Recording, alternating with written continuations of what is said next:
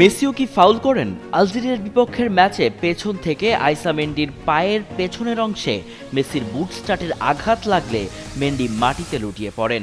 এরপর থেকেই নেট দুনিয়ায় বইছে সমালোচনার ঝড়। সোশ্যাল মিডিয়ায় একটা প্রশ্নই ঘুরপাক খাচ্ছে, মেসিও কি ফাউল করতে জানেন? যদিও এই ফাউলটি নিয়ে পরবর্তীতে বেশ বিতর্ক তৈরি হয় এবং রেফারির সিদ্ধান্ত ও ভিএআর ব্যবহার নিয়ে বিশ্বজুড়ে ফুটবল ভক্ত ও বিশ্লেষকরা প্রশ্ন তোলেন।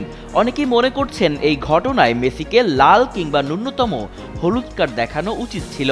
অনেকেই আবার এই সিদ্ধান্তকে সমর্থন জানিয়ে বলছেন, আইসা মান্ডির ঘটনাটি কেবল একটি দুর্ঘটনা মাত্র। মেসি সাধারণত ইচ্ছাকৃত কোনো ফাউল করেন না, তাই একে অতিরঞ্জিত করার কিছুই নেই। ফার্ম ফ্রেশ পাস্তুরিত তরল দুধ, বেশি ভালো দুধ। আসলেই কি তাই? চলুন দেখে নেই পরিসংখ্যান কি বলে। মেসির খেলার ধরন অনুযায়ী তিনি খুব কমই ফাউল করে থাকেন। তার আক্রমণ সাধারণত বল পায়ে দ্রুত ড্রিবলিং, স্কিল ও ম্যাচ কন্ট্রোলের মধ্যেই সীমাবদ্ধ থাকে। তিনি খুব কমই কঠোর ট্যাকেল করেন। তবুও তার দীর্ঘ ক্যারিয়ারে শতাধিক ফাউল রয়েছে। শুধু লা লিগা ও লিগ ওয়ানের ম্যাচগুলোতে প্রায় 147টি ফাউল করার তথ্য পাওয়া যায়। পরিসংখ্যান অনুযায়ী তার ফাউল করার হার ছিল প্রতি 2 ম্যাচে গড়ে 1টি করে। কার্ডের হিসাবেও মেসির রেকর্ড তুলনামূলকভাবে পরিষ্কার।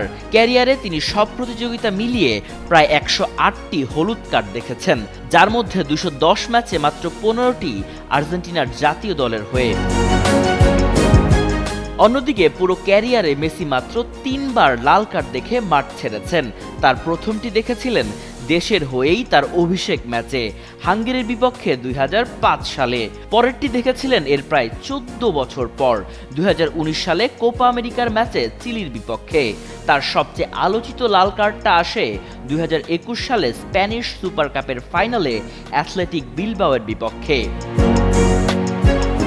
মজার বিষয় হলো, মেসি যতটা ফাউল করেন তার থেকে অনেক অনেক বেশি ফাউলের শিকার হয়েছেন। তার মহামানবীয় ড্রিবলিং, গতি এবং বল নিয়ন্ত্রণের কারণে প্রতিপক্ষ ডিফেন্ডাররা তাকে থামাতে প্রায়ই ফাউল করতে বাধ্য হয়। পরিসংখ্যান অনুযায়ী ম্যাচে তাকে ফাউল করার হার প্রতি ম্যাচে গড়ে 2টিরও বেশি। বিশ্বকাপ ইতিহাসেও তিনি সবচেয়ে বেশি ফাউলের শিকার হওয়া খেলোয়াড়দের একজন। মর্তুজা তানভীর, যুগান্তর স্পোর্টস।